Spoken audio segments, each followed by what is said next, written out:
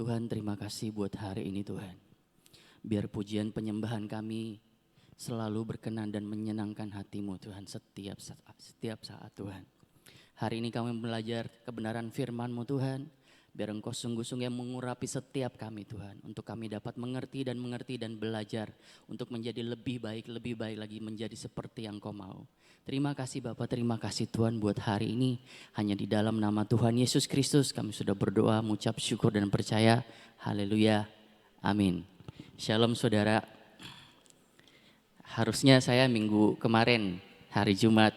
Jadi yang dibilang koluki yang panas dingin itu saya saudara. Tapi karena panas dingin saya akhirnya dapat gantiin Indra hari ini. Hari ini saya mau cerita karena tema kita minggu ini masih pahlawan. Jadi firmannya masih seputar yang di situ saudara. Saya mau ulang lagi, arti dari pahlawan itu adalah orang yang membela kebenaran dan patut diteladani. Orang yang mau berjuang dan mengorbankan dirinya buat orang lain. Itu adalah arti dari kata pahlawan. Kalau zaman dulu kita tahu bahwa pahlawan itu selalu dalam lingkup yang besar. Pahlawan nasional, sesuatu yang pokoknya yang besar-besar lah, orang yang mau mati buat banyak orang. Tetapi seiring berjalannya waktu, pahlawan itu ternyata bukan cuma yang lingkup besar. Bahkan dalam hal-hal yang kecil, dalam rumah tangga, dalam lingkungan keluarga pun ada pahlawan. Bahkan ada kata-kata yang satu kutipan yang tertulis bahwa ada pahlawan di hati setiap orang. Jadi semua orang sebenarnya itu bisa jadi pahlawan karena kepahlawanan itu sebenarnya ada di hati setiap orang. Tinggal bagaimana caranya kita mengaktifkan kepahlawanan itu dalam hidup kita. Hari ini saya bahas ada beberapa ciri seorang pahlawan. Yang pertama itu adalah mau belajar dan diajar. Saya ambil dari cerita Daud. Kita tahu bahwa Daud itu sebelum melawan Goliat, dia mengalahkan Goliat itu cuma dengan apa? Umban dan batu sungai, saudara. Tapi itu sebenarnya Daud sebelum melawan Goliat, Daud itu belajar mengumban sejak pertama kali dia dipercayakan domba-domba untuk digembalakan. Kenapa Daud belajar umban, saudara? Untuk melindungi domba-dombanya. Jadi pertama kali Daud itu bukan menjadi pahlawan buat orang lain. Dia menjadi pahlawan buat siapa? Domba-dombanya. Kalau saudara tahu kalau menggembalakan domba, saya ini dulu punya kambing. Jadi waktu saya masih kecil itu saya punya kambing. Jadi papa saya tuh beli kambing banyak. Jadi kita di uang angpau kita tuh disuruh beli kambing. Pokoknya uang angpau kumpul beli kambing. Nanti katanya kambingnya beranak, anaknya jual gini. Tapi rugi saudara, mungkin karena tahu menggembalakan. Jadi waktu itu saya akhirnya ada beberapa kambing yang cuma ditaruh di kandang. Dicariin makan, ditaruh di kandang, makan di kandang. Tapi ada juga kambing yang ditaruh di tempat lain yang dimana di situ ada bukit dan di situ ada banyak rumput. Yang kambing di situ dilepas saudara, tapi tetap diikat, dipatok biar dia nggak kemana-mana. Tapi kita tuh tidak ngintil kambingnya di mana tuh enggak. Kita tuh cuman dari jauh ngeliatin kambingnya makan, taruh udah kenyang dibawa masuk lagi ke kandang. Kalau pada zaman Daud, kenapa dia belajar ngumban? Karena kambingnya itu tidak selalu di dekat, dombanya itu tidak selalu ada di dekatnya dia. Jadi pada saat ada serigala dari jauh mendekati kambingnya, dia bisa ngambil umban dan melempar umban itu dari jauh dan mengenai serigala itu dengan tepat. Itu kenapa Daud belajar umban. Dan disitulah pertama kali Tuhan melihat hati pahlawan seorang Daud. Bukan dari hal yang besar saudara, tapi dari hal yang paling kecil. Setelah itu waktu itu saya pernah dilihat kayak ada satu pohon di mana pohon itu banyak lubang-lubang dan banyak batu-batu. Dan ada yang bilang berarti itu pohon di mana Daud itu belajar ngumban untuk tepat sasaran. Jadi dia belajar berkali-kali dia salah, berkali-kali dia tidak tepat sasaran, tapi dia terus mau belajar dan belajar. Akhirnya dia tepat sasaran. Saking terlatihnya, Daud itu tahu batu yang mana yang bisa menghabisi musuhnya. Kita baca di 1 Samuel 17 ayat 40.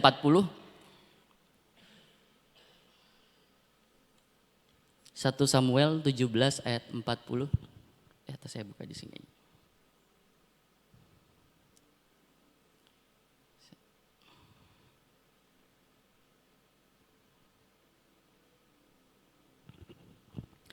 Lalu Daud mengambil tongkatnya di tangannya, dipilihnya dari dasar sungai 5 batu yang licin dan ditaruhnya dalam kantung gembala yang dibawanya, yakni tempat batu-batu, sedang umbannya dipegangnya di tangannya. Demikianlah ia mendekati orang Filistin itu. Daud terlatih, saudara. Dia tahu batu mana. Bahkan batu sungai pun tidak semua diambil, dipilih yang mana yang bisa untuk membunuh musuhnya dengan tepat. Saudara, hari ini mungkin kita tidak tahu, saudara. Mungkin ada yang bilang ini, saya tapi tidak punya apa-apa, saya tidak bisa apa-apa. Mungkin bilang, saya nggak bisa buka usaha, kenapa? Saya nggak tahu, masak juga saya nggak bisa. Saya nggak bisa seperti orang GK bisa masak dan sebagainya. Saya paling banter juga bikin es teh manis, mungkin saudara. Paling banter juga masak Indomie. Tapi saudara tahu, es teh manis yang dibuat sama Raffi Ahmad itu menghasilkan miliaran rupiah di seluruh Indonesia. Hanya dari apa, saudara? Es teh manis. Karena kenapa? Dia terlatih melihat peluang kecil. Kalau teman adik saya itu ada yang buka franchise-nya Raffi Ahmad di Makassar. Es teh namanya, es teh. Itu katanya dalam sebulan bisa menghasilkan pokoknya 2 digit lah, 15 sampai 20 juta. Itu dia buka di ruko. Franchise-nya soalnya lumayan mahal. Tapi dari cuman es teh manis, saudara. Pada saat saya coba es teh manis, saya bilang di rumah juga saya bisa bikin es teh manis, bahkan lebih enak dari itu. Tetapi kenapa bisa es teh manisnya Raffi itu bisa menghasilkan miliaran rupiah? Karena dia terlatih. Dia bisa melihat peluang dari hal-hal yang kecil. Terus mungkin bilang, cuman bisa masak Indomie, nggak bisa masak es teh. Saya pernah lihat di televisi, ada yang jual Indomie itu antri panjang banget antri Indomie. Dan dia kalau masak Indomie itu di kuali besar itu bisa 20-30 bungkus sekali masak. Karena kenapa? Dia belajar membuat Indomie yang biasa, umban yang kecil, menjadi sesuatu yang besar, yang bisa menghasilkan yang besar. Dari dia jual Indomie saja, saudara. Dibumbui dengan entah bumbu apa, sampai orang itu bisa ngantri berpanjang-panjang. Bahkan mungkin orang bisa ngantri sejam cuman makan apa? Indomie. Saudara, apa yang ada, yang kita punya? Mungkin itu kecil, saudara. Kita mungkin melihatnya itu, cuman batu sungai. Kecil, saudara. Tapi kalau kita bisa melatih dan belajar, itu bisa menjadi besar. Kalau kita bisa mengucap syukur buat apa yang kita punya dan mengembangkan lebih lagi, itu akan jadi besar. Seperti Daud, terlatih, mau belajar. Bahkan Tuhan Yesus pun sebenarnya bisa mengucap syukur buat hal-hal kecil, saudara. 5 roti 2 ikan, itu buat Tuhan itu sangat kecil. Tapi pada saat dia mengucap syukur dengan 5 roti 2 ikan, itu bisa bermultiplikasi dan memberi makan 5.000 orang dan ada yang sisa. Berikutnya, Daud itu mau diajar.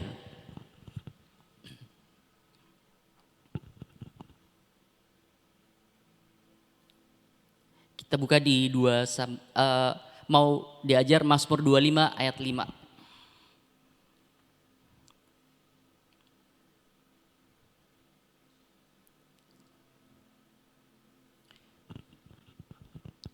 Bawalah aku berjalan dalam kebenaran-Mu dan ajarlah aku. Sebab Engkaulah Allah yang menyelamatkan aku. Engkau ku nanti-nantikan sepanjang hari. Dalam perjalanan Daud bersama Tuhan, banyak hal yang Daud itu jatuh. Banyak hal Daud melakukan kesalahan dan dia dihajar Tuhan. Tapi pada saat dihajar Tuhan, reaksinya seperti apa, saudara? Daud tidak pernah menyalahkan Tuhan. Daud menerima hajaran Tuhan yang keras. Itu diterima dengan hati apa? Yang mau dibentuk. Disitulah pahlawan yang sebenarnya mau belajar dan mau diajar. Kadang kejatuhan kita, kadang kekalahan kita jadikan alasan untuk kita tidak maju dan terus bergerak. Tetapi Daud tidak pernah berhenti sekalipun dihajar sama Tuhan. Satu kesaksian dari ponakan saya. Ponakan saya itu atlet. Puji Tuhan beberapa hari yang lalu dia sudah menjadi atlet nasional resmi. Sebelumnya itu dia tidak resmi, masih kayak di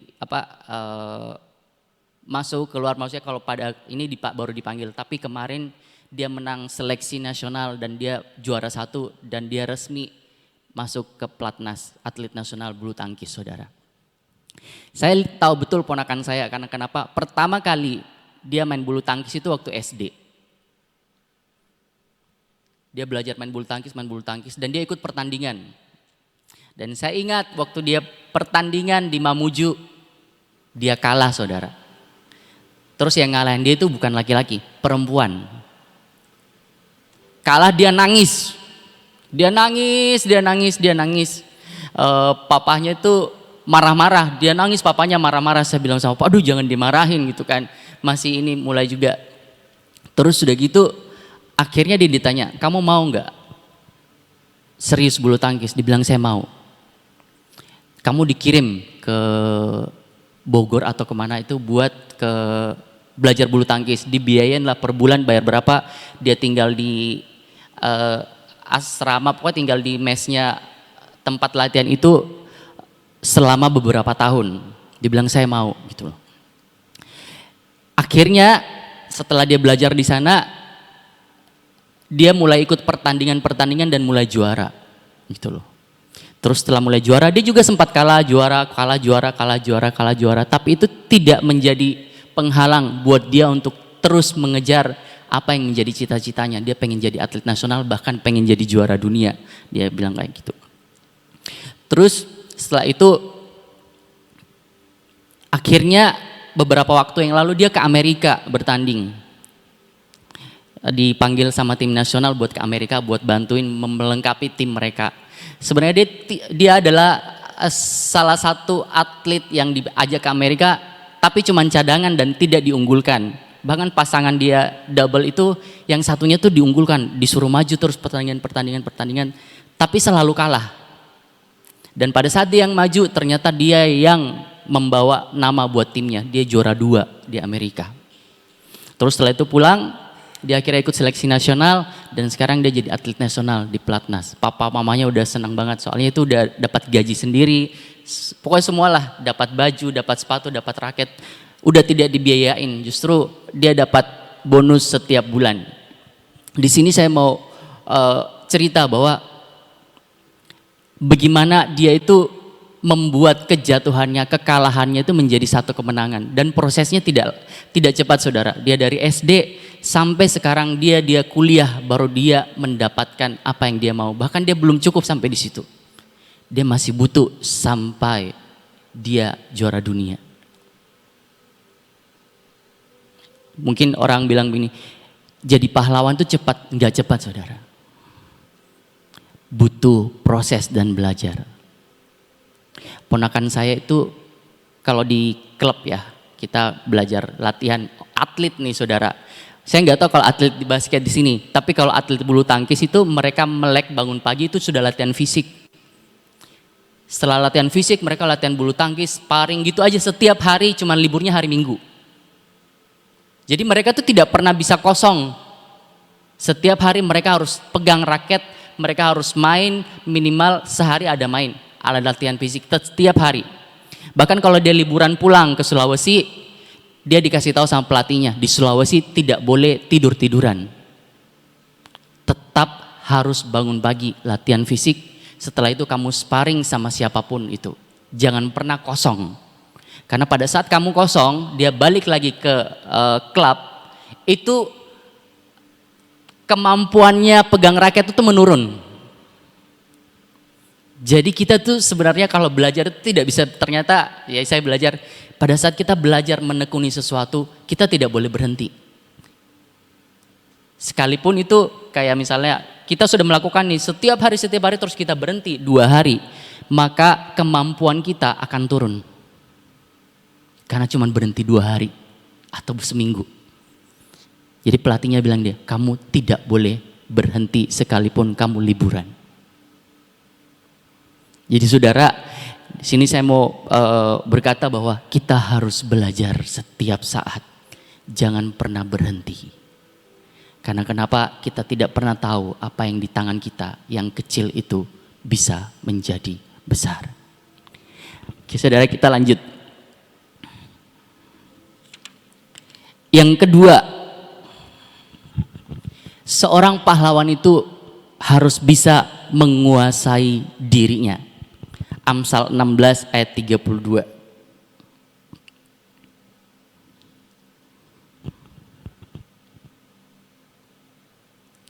Orang yang sabar melebihi seorang pahlawan, orang yang menguasai dirinya melebihi orang yang merebut kota.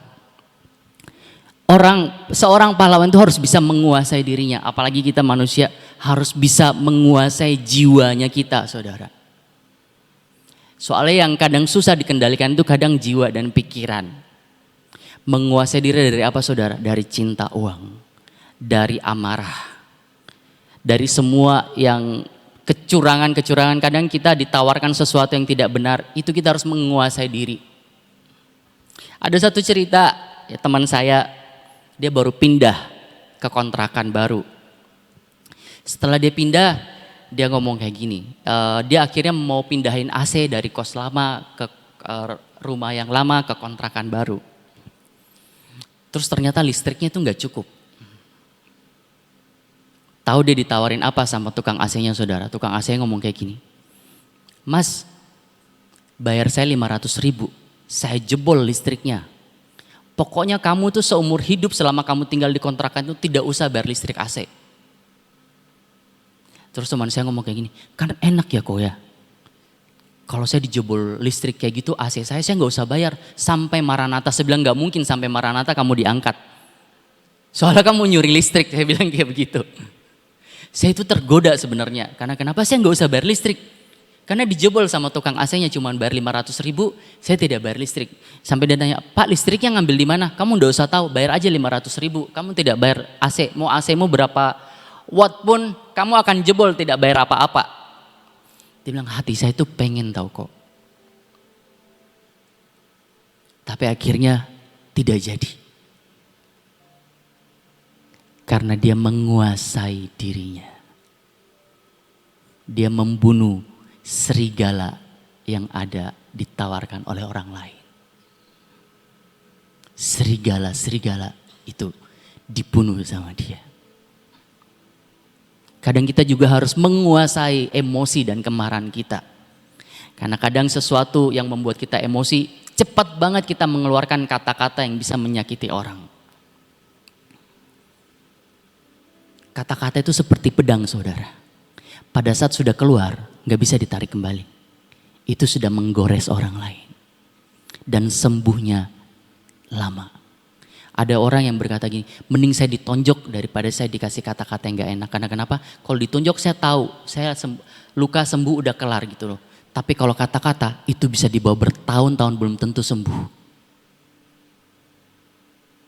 Kadang kata-kata kita yang kita keluarkan, itu bisa begitu menyakitin orang. Dan kita tidak pernah tahu. Dan kita merasa baik-baik saja. Kita kadang merasa itu pembelajaran buat dia. Tapi emosi kadang-kala itu bukan keluar dari kita mau mengajari orang. Tapi itu keluar dari emosi yang meluap. Harus bisa membedakan kita sedang mendidik orang atau kita sedang keluar dari emosi. Bukan dari hati yang tulus buat mengajar orang lain. Termasuk istri ke suami, orang tua ke anak-anak, karena saya banyak ngurusin anak-anak, jadi saya tahu orang tuanya kadang di rumah ngomongin apa ke mereka. Kata-kata itu sebenarnya simpel, saudara, tapi itu menyakiti mereka. Kadang mereka tidak mau pulang. Saya nggak usah pulang kok, saya di sini aja. Bilang, kenapa di rumah? Enggak. Tapi ada hal-hal yang buat mereka tidak pengen di rumah. Rumah bukan menjadi lagi tempat yang nyaman buat mereka. Buat mereka rumah yang ada orang tuanya itu bukan tempat yang nyaman buat mereka. Karena mereka tidak pernah damai tinggal di rumah itu. Ada yang dua istilah kok. Papa mama berantem tok isinya di rumah. Saya bilang kamu masuk kamar lah biar gak dengar. Tetap kedengaran suaranya gede gitu katanya. Karena kenapa? Orang tua tidak bisa menguasai dirinya. Kadang kita udah emosi ya. Misalnya saya pernah lihat orang udah emosi berantem tuh depan anaknya. Dia udah gak peduli karena kenapa? Udahlah saya emosi, anak saya gak apa-apa yang denger. Karena kenapa? Tidak bisa menguasai dirinya. Yang jadi korban siapa saudara? Anak-anak. Dan itu dibawa sampai dia besar. Kalau tidak disembuhkan, itu menjadi sangat fatal buat hidup anak-anak itu. Bagi kita orang tua cuma berantem gitu aja kan, setelah itu selesai. Tapi bagi anak-anak yang ngelihat dan mendengar, itu dibawa sampai mereka besar. Kalau tidak disembuhkan. Itu membuat mereka tidak betah di rumah, itu membuat mereka nakal dan sebagainya. Saya bersyukur dengan anak-anak yang ada di rumah saya karena kenapa? Saya belajar menguasai diri. Saya bisa belajar begitu banyak hal dari mereka. Kepolosan mereka, ketulusan mereka. Ada satu anak yang cerita ke saya kayak gini. Kok setelah acara KKR kemarin. Kok saya ini pernah minta sama Tuhan, berdoa sama Tuhan selama 1 tahun. Sambil saya nangis-nangis dia bilang itu katanya. Saya sudah udah nangis kok. Tapi kok tidak dikabulkan ya? Anak kecil bisa doa nangis minta sama Tuhan tuh setahun loh dia doa. Bukan sehari 2 hari. Terus tiba-tiba dia lanjut lagi ceritanya. Tapi ya kok ya setahun ini seandainya doa saya dikabulkan. Saya pasti hancur. Dia ngomong kayak gitu. Dia bisa ngomong kayak gitu loh. Itu gimana ya kok ceritanya? Kan anak-anak polos tidak ngerti kan? Itu gimana ya ceritanya? Saya bilang kayak gini. Kamu dengar, kamu pegang nih. Ngomong kamu dengar baik-baik, kamu cerna baik-baik. Pada saat Tuhan mengabulkan doamu, itu adalah rencana Tuhan. Tapi pada saat Tuhan tidak mengabulkan doamu, itu Tuhan sedang menjaga kamu. Saya cerita lagi tentang seorang bapak anaknya minta roti, dikasih roti, tidak ada orang tua yang anaknya minta minta roti dikasih ular. Saya bilang, tapi kan kamu tahu kan sekarang ular itu apa yang kamu minta? Iya kok. Itu sepertinya nyaman buat saya, tapi ternyata kalau itu dikabulkan, itu menjadi ular buat saya. Itu anak SMP. Dia bisa mulai belajar mengenal. Saya bilang kalau kamu udah tahu kayak gini, nanti kamu makin besar, kamu akan lebih kenal Tuhan lebih lagi. Karena kenapa? Kamu mengerti kenapa Tuhan tidak memberi apa yang kamu mau. Dari SMP dia udah dididik sama Tuhan kayak gitu, dia boleh. Itu ajaib buat saya saudara. Soalnya SMP, saya itu kenal Tuhan dari bertobat aja kuliah saudara. Ini anak-anak SMP sudah mulai ya kayak gitulah. Sekarang mereka kalau datang ke rumah, biasa tuh saya di luar duduk, mereka di kamar tuh berapa orang putar lagi rohani gitu, nyanyi rame-rame. Setelah itu mereka baca Alkitab ketiduran. Sore bangun pada pulang, kenapa kok? Ngantuk pada pulang ke rumah masing-masingnya gitu. Kayak gitu sekarang. Terus yang ketiga saudara, kita lanjut yang ketiga. Seorang pahlawan itu punya kasih dalam dirinya. Tidak ada pahlawan yang mau melakukan sesuatu karena dia tidak mengasihi apa yang dia bela. Pahlawan nasional mau mati buat bangsanya. Seorang ibu mau melakukan apapun buat anak-anaknya. Itu pahlawan. Kalau kita lihat ada yang jualan di pasar, subuh udah ke pasar, jualan sayur, jualan apa. Mereka melakukan itu semua buat siapa saudara? Buat keluarganya. Mereka pahlawan. Ada satu cerita yang diceritakan Tuhan Yesus di Alkitab pada saat Tuhan Yesus ada di dunia. Dia menceritakan tentang seorang pahlawan yang punya kasih dalam hidupnya. Dia tidak cerita, Yesus tidak cerita tentang triwira. Dia tidak cerita tentang pahlawan perang. Bahkan dia tidak cerita tentang kepahlawanan Daud. Yang dia cerita siapa saudara? Orang Samaria. Kita baca dulu biar kita tahu. Lukas 10 ayat 29 sampai 37.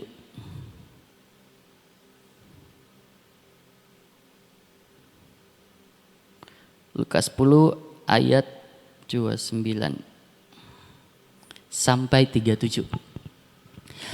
Tetapi untuk membenarkan dirinya orang itu berkata kepada Yesus, "Dan siapakah sesamaku manusia?" Jawab Yesus, "Adalah seorang yang turun dari Yerusalem ke Yeriko. Ia jatuh ke tangan penyamun-penyamun yang bukan saja merampoknya habis-habisan, tetapi yang juga memukulnya, dan sesudah itu pergi meninggalkannya setengah mati. Kebetulan ada seorang imam turun melalui jalan itu. Ia melihat orang itu, tetapi ia melewatinya dari seberang jalan. Demikian juga seorang Lewi datang ke tempat itu. Ketika ia melihat orang itu, ia melewatinya dari seberang jalan. Lalu datanglah seorang Samaria yang sedang dalam perjalanan ke tempat itu, dan ketika ia melihat orang itu, tergeraklah hatinya oleh belas kasihan. Ia pergi kepadanya lalu membalut luka-lukanya, sesudah ia menyiraminya dengan minyak dan anggur. Kemudian ia menaikkan orang itu ke atas keledai tunggangannya sendiri, lalu membawanya ke tempat penginapan dan merawatnya. Keesokan harinya ia menyerahkan 2 dinar kepada pemilik penginapan itu, katanya, "Rawatlah dia, dan jika kau belanjakan lebih dari ini, aku akan menggantinya waktu aku kembali." Siapakah di antara ketiga orang ini menurut pendapatmu adalah sesama manusia dari orang yang jatuh ke tangan penyamun itu? Sampai situ pasti kita udah tahu siapa yang menjadi sesama manusia dari orang yang jatuh ke tangan penyamun itu. Di sini Tuhan menceritakan kepahlawanan seorang Samaria. Bahkan Tuhan menceritakan kepahlawanan iman itu bukan dari orang Israel, saudara. Dari perempuan Siro-Fenesia yang mengasihi anaknya dan dia rela jadi anjing karena kenapa? Yang penting anaknya sembuh, dia buat imannya begitu besar, bahkan melebihi orang-orang Israel. Kasih itu harus ada di setiap hati pahlawan. Bahkan kalau kita lihat ya, Tuhan Yesus itu suruh kita belajar. Kasih itu bukan dari orang Israel, bukan dari imam-imam, bukan dari orang Farisi yang mereka kalau kita bilang pada saat itu adalah pemuka-pemuka agama yang ngerti tentang Taurat dan hukum. Tetapi Tuhan Yesus suruh kita belajar apa? Kasih dari orang Samaria yang tidak masuk hitungan orang Israel. Mungkin kalau kita lihat sekarang ya, wah itu bukan orang Kristen, tidak masuk hitungan jemaat Kristen, tidak dapat keselamatan. Tapi Tuhan suruh apa? Belajar kasih dari mereka. Karena banyak orang Kristen yang cuma Kristen, saudara, tapi tidak pernah punya kasih. Orang Kristen banyak yang beribadah. Saking fullnya ibadahnya, jatuhnya pada saat mereka ketemu orang di luar, cuman bisa nunjuk dan menghakimi. Tidak pernah punya kasih di hidupnya. Itu kejadian banyak, saudara. Saya punya kesaksian satu teman saya. Dia Kristen, tapi Kristen biasa-biasa aja. Ya, dia juga masih punya kejatuhannya sendiri, dia masih berjuang dengan kejatuhannya, dia masih berjuang dengan semua dosa-dosanya. Dan saya percaya kita juga punya kejatuhan masing-masing lah. Waktu itu dia WA saya, dia bilang, "Kok ini ada teman saya di Jakarta lagi sakit. Saya harus gimana ya kok ya?" Saya bilang, "Terserah kamu. Kamu digerakkannya seperti apa?" Selalu diterbang dari Bali ke Jakarta. Dia samperin temannya di kosannya. Teman itu udah sakit parah. Sangat parah. Terus dia bilang, "Saya gak bisa ngurus orang ini kok kalau saya di Jakarta. Saya gak bebas karena saya gak punya kendaraan." Akhirnya teman yang sakit tuh diterbangkan ke Surabaya. Dibayarin tiket, semua dibayarin. Dikasih tinggal di rumahnya. Setelah itu besoknya dibawa ke rumah sakit. Diurusin semuanya, rumah sakit semua dibayarin. Yang penting orang itu bisa sembuh. Tidak ada yang mau lihat saudara. Dia agama seberang. Dan sebelum dia ke Surabaya, sebelum dia ke rumah sakit, dia didoain. Dia dijelasin tentang Yesus dan dia terima keselamatan. Bahkan dia sempat didoakan pelepasan dan dia pelepasan. Waktu itu mau perjalanan ke rumah sakit. Macet, benar-benar padat macet. Dan orang ini sudah nafasnya udah nggak bisa gitu loh. Udah kayak sesak nafas. Terus tiba-tiba, padahal ini seberang saudara. Dia teriak kayak gini, Tuhan Yesus, tolong saya. Setelah ini saya nggak akan nakal lagi. Dia bilang kayak gitu. Tiba-tiba jalan itu tiba-tiba terbuka dan bisa sampai rumah sakit. Terus setelah sampai di rumah sakit, dia tidak bisa makan. Karena badannya tuh sudah banyak bakteri atau apa, sampai ginjalnya pun udah rusak. Saya tuh sempat ngedengerin ke anak-anak PA, saya bilang kalau kalian nakal kayak gini loh. Dia teriak-teriak kan di sini. Tuhan Yesus tolong saya Tuhan, saya pengen makan. Tolong saya pengen makan. Jadi saya bilang, nih kalau kalian nakal ya, ini endingnya kayak begini. Ke anak-anak saya kasih dengar. Karena saya dikirimin videonya. Tapi saya nggak kasih lihat mukanya, saya kasih lihat suaranya aja. Setelah itu besoknya dia bisa makan. Tetapi akhirnya endingnya dia meninggal. Di situ saya belajar bahwa saya belajar sama teman saya tentang kasihnya. Mungkin dia tidak sempurna seperti orang-orang yang kita yang sering ke gereja mungkin atau rajin ibadah, mungkin kelakuannya atau mungkin kadang perkataannya juga masih itu. Tapi itu menjadi tantangan buat dia sebenarnya. Tetapi yang satu saya yang belajar dari dia adalah kasihnya. Dan waktu itu pada saat saya tanya ke Tuhan, iya ya Tuhan dia bisa kayak begitu loh. Saya nggak mungkin bisa kayak gitu ngurusin orang sampai detail, jemput, terbangin ke Surabaya, bayarin tiket, antar ke rumah sakit, semua saya bayarin semua. Saya kayaknya nggak bisa. Di situ baru saya dapat ayat ini. Dan Tuhan bilang, orang Israel pun saya suruh belajar kasih. Bukan dari antara mereka, tapi dari orang-orang terbuang, orang Samaria. Hari-hari ini saudara, masihkah kita punya hati yang peduli, punya kasih buat orang-orang sekitar kita? Saya pernah dibilangin saudara, waktu itu udah lama kejadiannya, sekarang udah gosipnya udah hilang. Waktu saya dibilangin saya LGBT, saya tanya kenapa Ci saya dibilangin LGBT sama orang-orang itu. Dibilang gini, karena kamu itu orangnya ramah, suka senyum sama semua orang, baik sama semua orang. Dalam hati saya, lah kok begini gitu loh. Dalam hati, ya harusnya berarti mereka tuh belajar ramah, senyum sama orang itu dari LGBT. Kok pikirannya bisa kayak begitu saudara. Itu orang Kristen lama di gereja, pelayanan. Bisa mikir kayak gitu. Karena kenapa? Udah tidak ada kasih. Mereka pikirnya mungkin kalau orang gereja, mungkin saya nggak ngerti ya kalau orang yang Kristen pelayanan dari kecil sampai besar itu emang mukanya harus garang-garang ke orang itu. Kalau senyum baik sama semua orang itu jadi aneh kelihatannya. Saya nggak mengerti saudara. Tapi itu yang diomongin ke saya. Saya bilang, oh gitu ya. Berarti saya udah gak usah senyum-senyum sama orang gitu kan. Kalau ada orang saya pasang muka flat aja gitu. Kalau pasang muka flat dibilang sombong. Jadi orang Kristen tuh kadang serba salah. Karena kenapa? Bingung saudara. Saya senyum dibilangin aneh, saya flat dibilangin sombong. Jadi harus seperti apa sayanya? Karena kenapa? Orang Kristen kalau udah lebih tahu banyak kebenaran, cuman tahu apa? Ngejudge orang. Tidak salah kita tahu kebenaran, tapi disertai dengan kasih itu lebih oke menurut saya. Ada satu ungkapan seperti ini. Kalau iblis tidak bisa membuat engkau jatuh dalam dosa, dia akan membuat engkau merasa paling benar.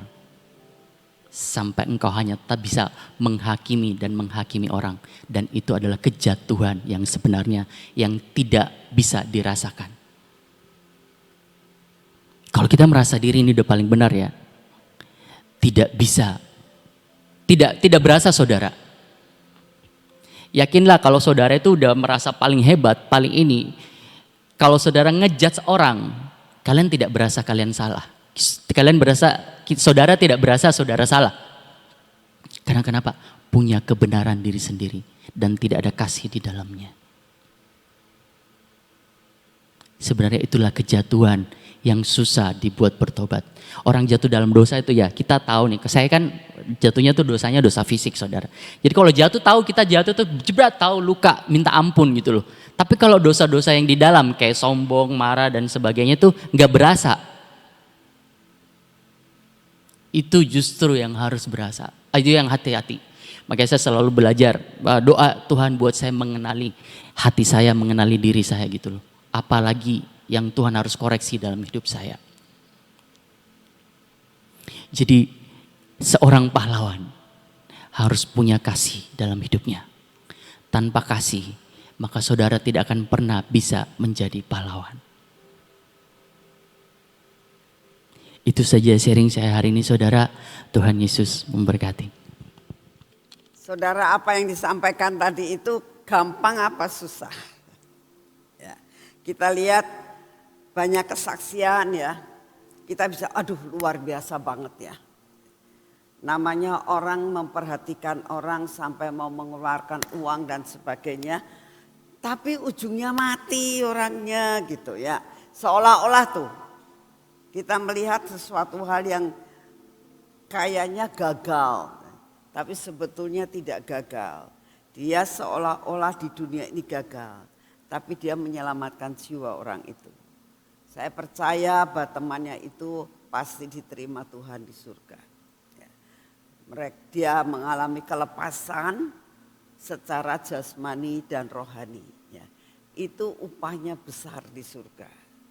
Kadang-kadang kita itu kalau sudah menolong orang, dalam pikiran kita gini, aduh nanti dia akan tak biayai semuanya ini di rumah sakit, lalu sembuh, terus dianya kesaksian di mana-mana, membawa jiwa banyak. Nah itu kadang-kadang kita tuh punya sesuatu hal yang cita-cita, sesuatu hal yang muluk-muluk. Tapi ternyata kalau nggak kejadian, apakah kita ini bisa tetap mengucap syukur? Belajar saudara, apapun yang kadang-kadang yang kita rindukan dan tidak terjadi, kita tetap mengucap syukur. Ini salah satu hal juga sebagai pahlawan. Ya. Tetap bersyukur apapun yang Tuhan izinkan. Sebab tadi salah satu kesaksiannya kan begini. Kalau sampai ya, anak yang diceritain tadi setahun ceritanya doa terus sama Tuhan gak dikabulkan. Ya. Ternyata setelah itu dia merasa sadar kalau aku dikabulkan waktu itu kayaknya saya tidak bisa seperti sekarang. Nah bisa mengucap syukur apapun yang Tuhan izinkan terjadi. Di balik itu pasti Tuhan punya rencana. Dan kalau kita tetap setia, itu pahlawan. Ya. Ayo saat-saat ini dalam menghadapi apapun di hadapan kita, tetap percaya bahwa itulah yang terbaik. Ya. Saudara, kalau saudara mendengar banyak berita-berita tentang negara kita, seperti kemarin ada orang ngomong gini, tahu gak sih negara kita ini rawan loh, ini itu ceritanya menakutkan, saudara. Saya orang kalau mendengar otaknya langsung masuk ke hati, ke jiwa kita, ada rasa ketakutan. Iya ya, nanti negara kita jadi bagaimana ini kalau begini gitu. Tapi malamnya saya berdoa, Tuhan, apapun yang terjadi, Engkau tetap pegang kendali. Nah, sampai hari ini kalau kita tadi sudah berdoa buat bangsa dan negara kita, pasti Tuhan mendengar, diperhitungkan. Itulah yang namanya cawan doa kita harus penuh buat bangsa dan negara kita. Ya, yuk kita berdoa. Terima kasih ya Tuhan untuk firman-Mu, kesaksian, contoh-contoh yang kami dengar. Terima kasih Tuhan untuk pujian dan penyembahan. Terima kasih buat kesempatan kami tadi menyembah Engkau dan berdoa buat bangsa kami. Saat ini ya Tuhan, hanya Engkaulah yang mengerti keadaan bangsa kami. Sedalam-dalamnya Tuhan, hanya Engkau yang tahu. Oleh karena itu kami hanya minta kepadamu, biarlah Engkau memegang kendali atas bangsa ini Tuhan. Engkau dengar doa kami, bahwa kami membutuhkan seorang pemimpin yang benar-benar pas di hati-Mu. Yang terbaik itulah yang Kau akan berikan buat kami. Itulah yang menjadi doa kami Tuhan. Engkaulah yang akan memilihkan segala-galanya. Terima kasih untuk semuanya. Bapak, kami mengucap syukur akhir minggu ini kami boleh beribadah praise and worship selama 1 minggu. Terima kasih Tuhan untuk semuanya.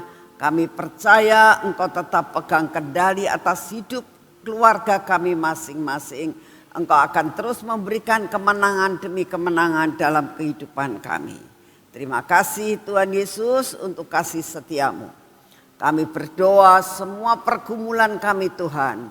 Baik yang saat ini bergumul tentang keuangan, tentang sakit penyakit, tentang persoalan-persoalan rumah tangga. Bapak, kami percaya Engkau akan datang dan menyelesaikan dan membuat solusi dalam segala perkara ini. Terima kasih untuk semuanya. Pada saat ini juga kami datang di hadapan-Mu. Kami minta daya tahan tubuh yang baru daripada-Mu Tuhan. Memasuki akan hidup kami. Sekalipun cuaca apapun tidak akan membuat kami menjadi sakit. Karena ada daya tahan tubuh yang baru yang Kau berikan buat kami. Terima kasih untuk semuanya. Di dalam nama Tuhan Yesus. Mari kita masuk dalam pengurapan.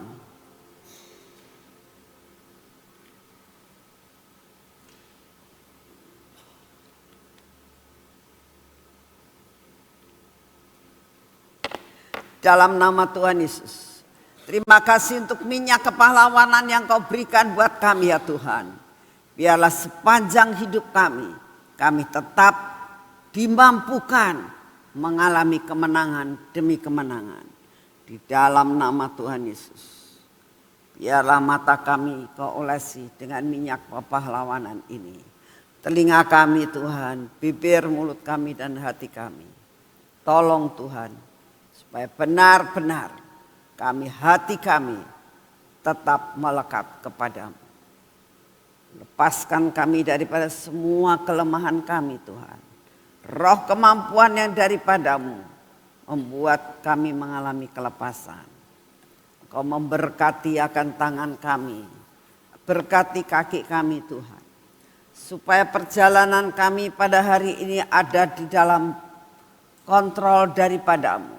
Semua yang kami kerjakan hari ini menjadi berhasil. Oleh karena Engkau Tuhan. Oleh karena Engkau yang melakukan semua di dalam kami. Terima kasih untuk semuanya. Hari ini kami percaya bahwa berkat yang sudah Kau jatahkan buat kami terima dengan utuh. Terima kasih untuk kasih setia-Mu. Di dalam nama Tuhan Yesus. Amin. Selamat pagi, Tuhan memberkati kita semuanya.